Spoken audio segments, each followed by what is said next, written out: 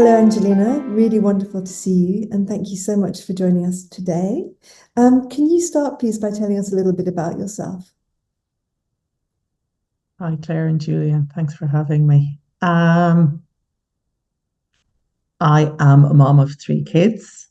I have a 14-year-old, almost 13-year-old, and a 10-year-old. So my daughter, who's almost 13, was born with a rare syndrome called Pitt-Hopkins syndrome. Um, and I have been caring for her all these years.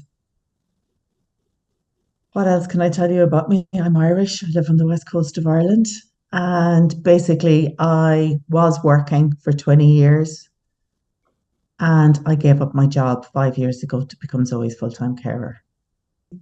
And how was it for you when Zoe was first diagnosed? I'm actually going to go back to when Zoe was first born. So, Zoe was born in inverted commas normal. So, we had no idea that anything was amiss.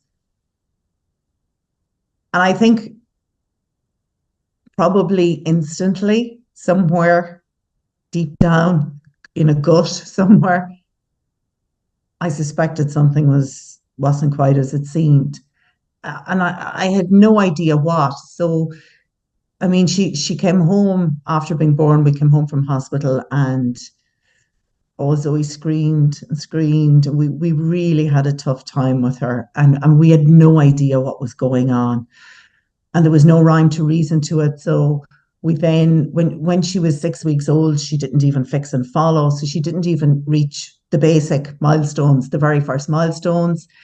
I remember saying to my GP, Zoe isn't bonding with me. And the GP looked at me and said, oh, I think you should go on antidepressants. And Zoe was then referred to a pediatrician who was telling us she just had colic. And it was just a really long saga of, please, could somebody please listen to us? There's something wrong here. Please check out our daughter and see what's amiss. And eventually, when she was 3 months old, I'd had a particularly difficult day with her, and she had had a really hard day. And when my husband came home from work, I went, "That's it. We're going to A&E. We need to get to the bottom of this." And the pediatrician saw us and was quite dismissive because I had been on the phone to him and whatever. And then I mentioned something else about the way she was holding her head. She was beginning to hold her head, but it was to one side. And this beautiful, beautiful pediatric physiotherapist came to see Zoe in the hospital. And that was the start. She came in, she examined Zoe, and she said to me, I see why you're concerned. I see something in Zoe's face. And in that moment, somewhere, I remember thinking, oh, syndrome. And even then I had no understanding.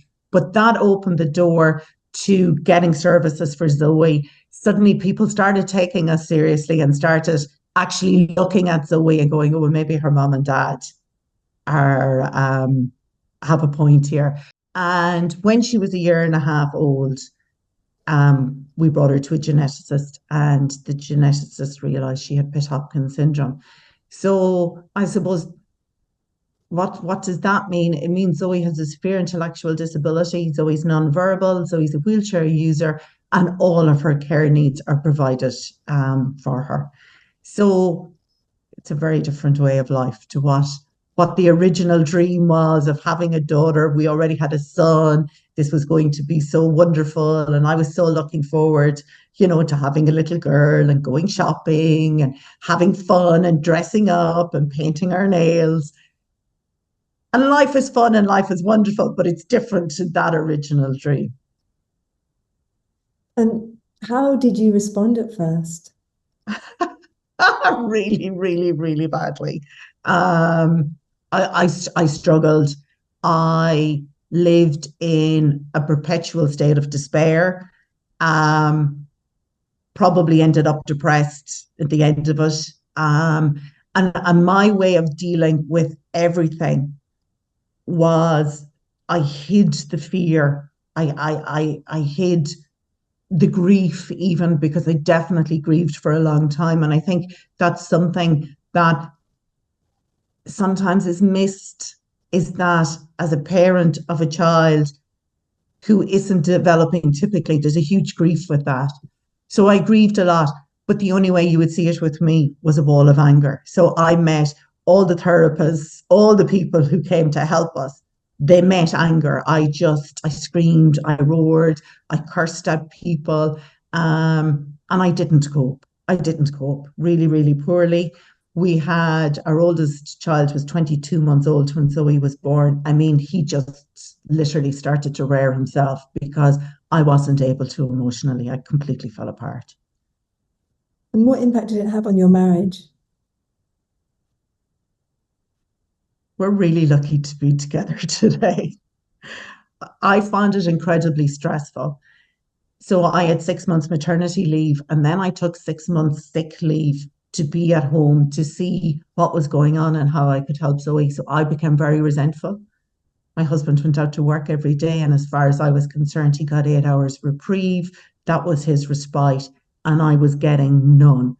And then if somebody came to take care of Zoe for half an hour or an hour, um, I would leave and spend the hour either thinking about her, talking about her, analysing her. I may as well have just stayed at home with her. So I took no mental break ever from it. I dived head first and immersed myself in all the problems because that's all I could see at the time. So, yeah, our marriage we're really fortunate that we're still together. We really, really struggled. And my relationship with everybody really, really struggled. Family, friends. I was angry. I was angry with people who had babies around the same age as Zoe because their babies were fine and my wasn't. I was angry at the world. I was angry at God. Why me? So I very much became a victim and believed the whole world was coming and attacking me. Um, and probably most of all, my relationship with myself really, really, really struggled at that time because I blamed me. I blame me. It had to have been my fault. This child had grown in my womb for 9 months. It had to have been on me. It was my responsibility. So, yeah, really tough times. And what changed that for you? How did that change? My change came about 4 years ago. And I suppose I was talking to a professional at the time, and not about me in relation to our youngest son during COVID times where he was struggling. And one day I realized I didn't have to believe all my thinking, and it sounds silly, but I believed everything I thought. I genuinely believed that everything I thought was true and was real, and it was real. So I thought my life was in the doldrums. I thought my life was just crap. I thought I was a victim. I thought the world was out to get me. And I believed every bit of it. And when I had an insight that, well, actually, you know what if you're making a lot of this up? What if you don't have to believe it all? And I began to see something different. And not only that, I look back and for all those years, my gut instinct or my intuition guided me all the way with Zoe. I did things for Zoe and with Zoe that I couldn't put words on. I mean, the day we came home from hospital after she was born, I started a diary. To this day, I don't know why, or well, I know now why I started a diary, but at the time I had no idea why I'd started a diary and recording everything. But obviously, that worked really well down the road when professionals were involved and go, well, she didn't do this or this, or this is what happened. So I learned to trust myself a little bit more in that sense as well, and to realize that, okay, I can only put this, I suppose, use Zoe as a metaphor. So for all those years, 9 years, I saw a child who was incapable, was incredibly limited. was very, very disabled. As a result, I saw my life as being incredibly limited. I saw that my life had shrunk. I found it really hard. It seemed to be beyond me to get Zoe into the wheelchair and into the car, even to go to the shop. So I stayed at home all the time. Didn't bring Zoe anywhere. We didn't go anywhere. I was like, she can't cope with this and she can't cope with that and she can't cope with noise. And how am I going to cope? And I was always in high alert going, and projecting forward all the problems that could possibly happen. And I think at some stage I realized I'm trying to predict the future, and I'm a really crappy predictor of the future. And that a lot of the things I was stressing about never actually happened when we did stuff with Zoe. So when Shane would be home, we would do something. And it was never the catastrophe I had made it into. So what happened was I began to see all of that, and it was gradual. And I began to see a little bit more light. And I remember one day, it was a Saturday, Shane was working, the three kids were in the house, and this idea came to me. It's coming up to Christmas, and Zoe loves Christmas lights. Let's go to one of the shops that sells Christmas lights. And I remember having this moment of, and it looked like a wide junction, and I was on the road. And I can go right and follow this idea, or I can let all the doubts and all the limiting thoughts I have and just stay at home. And on the day I went, let's go right, let's experiment. So I put the three kids into the car and we went to one of the shops and we looked at all the fairy lights and the whole lot. And then we got out and I was heading to the next shop to do the same thing. And my oldest son said, no, mommy, I don't want to go to another shop. Now, I used to have so many set ideas in my head and I controlled everything, and everything was, I had everything planned to military precision. And it must be my way in my head. Otherwise, it'll all go pear-shaped and belly up and it'll be a disaster. And I remember being in the junction to turn right and going, okay, so we'll go left. And we ended up out in Salt Hill, which is by the ocean, and there's a lovely promenade. And it's November, and it is really cold. On the west coast of Ireland, it's even cold in June, let alone November. And I took them out of the car and I brought them for a walk. And this was Zoe was with us. And I was like, what is happening here? What am I doing? This is so far beyond anything I have ever done before. And then it was gas because we got to the end, and just as we got back into the car, it started to rain. So it was like, I don't know, it was like the gods were looking down on us and everything was working out. And then we went to McDonald's and got food, and we came home, and my husband was home. It was lunchtime at this stage, and he goes to me, oh, you went for that long? We must have been gone for an hour and a half, 2 hours. And he goes, did you bring food for Zoe? And I went, no, actually, I forgot. And he goes, I mean, she's doubly incontinent. He goes, did you bring pads for her? And I looked in the bag and I went, no. And he goes, you brought nothing. You were not organized. And I was like, no, I wasn't. And in that moment, it was like the world did not fall apart. Zoe didn't starve to death. Nothing happened. The sky didn't fall down. And that was huge. I think that was the first moment where I went, I do not have to organize everything with military precision. I do not have to be on high alert. I do not have to be predicting the future.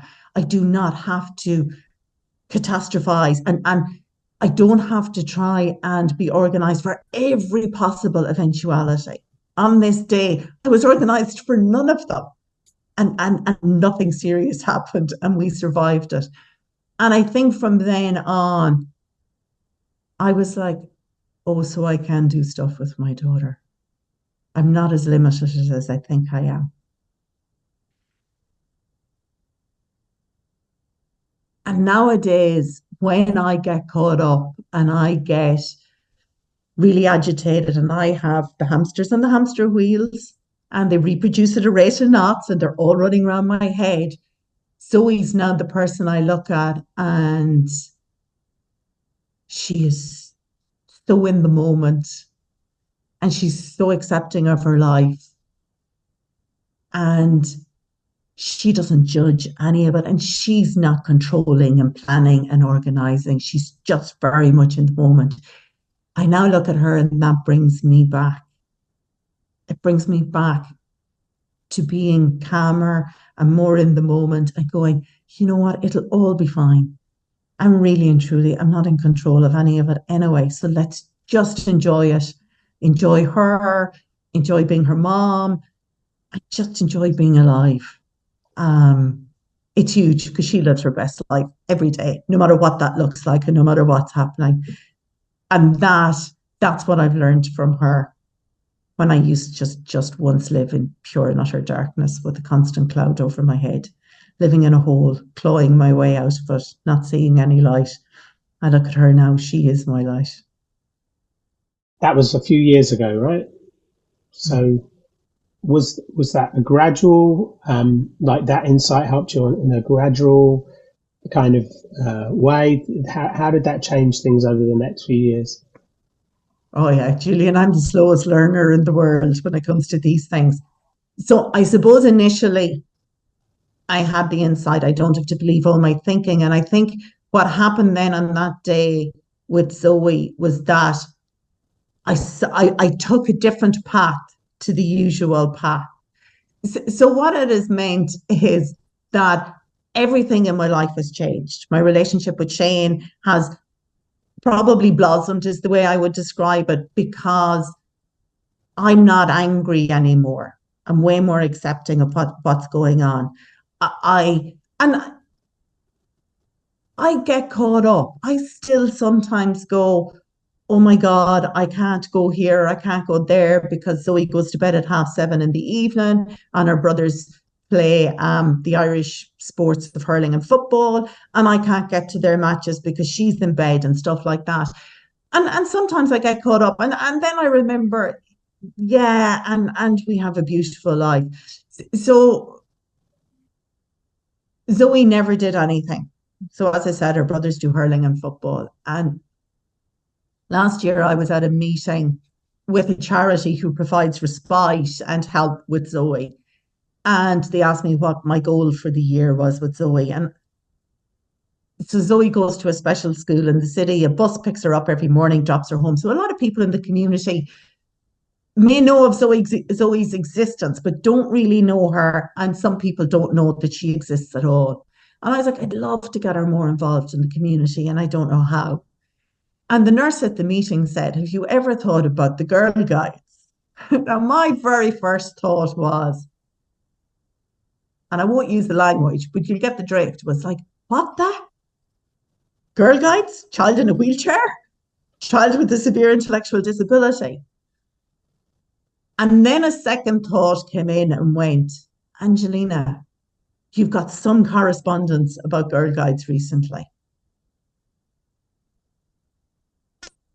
And I took up my phone and I looked up my emails, and there was an email that had been forwarded on from the local national school, which is less than a mile away from our house, saying the Brownie section of the Girl Guides is starting up, and it was starting that very evening. And I went, well, if that isn't a sign from the gods, what is? So in the past, I would have went with my very first thought, and I would have probably attacked that nurse and said, what sort of a stupid suggestion is that? That is nuts. That is crazy. My daughter can't be part of the Brownies. I mean, don't you see how disabled she is? But on this day, I didn't. So I rang the person who was organising it and I said, look, it's really difficult to describe my daughter. Can I bring her down this evening? You get to see her and then you'll have a better idea. So long story short, Zoe is a member of the Brownies for the last 16 months. She goes every Monday. When I take out her yellow jumper, the child gets so excited, so excited. She squeals with delight. the whole way, the whole mile down the road to get to it every week. And maybe about 6, 7 weeks ago, one of the leaders said to me, she says, you know, Angelina, whilst we're here, we always do a circle time with all the girls and they all sit on the floor. And Zoe's sitting in her wheelchair. And she said, nothing will do Zoe but to get out of the wheelchair and sit on the floor with the other girls and be part of that circle. And for me, I just think that is absolutely amazing. So I'm not there. It's in the local school, in the hall. I sit in a classroom. Sometimes I go for a walk. I sit in the car. So I'm not there. I'm not part of it. I wanted her to have something that she was independent of us. And what I've seen is that because I'm open to possibilities nowadays, Zoe has got her extracurricular activity that she adores it. We went on Monday evening for their end of year graduation ceremony, and she was in the car, and myself and Shane could not talk because she was squealing with so much delight because she knew where she was going. And it's just the whole way through it, the ceremony, the last day, she chatted, she clapped her hands, she made eye contact with everybody, and it's phenomenal. And that's what has changed for me. Zoe is getting to live her life without me trying to control it and interfere. And I'm not afraid anymore. And it has given Zoe the opportunity to blossom and be herself. And I think that's really important for her and for me. That's lovely. Thank you. I was just wondering if somebody was watching this and they're in the place where you were in the beginning, what would you want them to know? There is always hope. There is always another way of seeing things, no matter how difficult it looks. No matter how dark a place a person can get to. There's always something else. So myself and my friend describe it as being, sometimes we fall in the bog holes. I suppose being Irish, we go with the bog analogy. So we fall into the different bog holes that being a carer, I suppose, or a special needs mom in my instance, brings. There's always a ladder to get out of that hole. Sometimes we don't see it. Sometimes it feels invisible. Sometimes it's in the shadows, but there is always, always, always a ladder. And that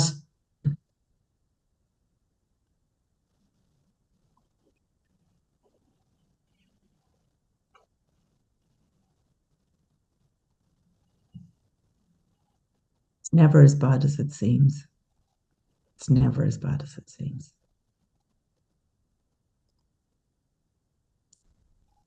And if you hold on to that life buoy,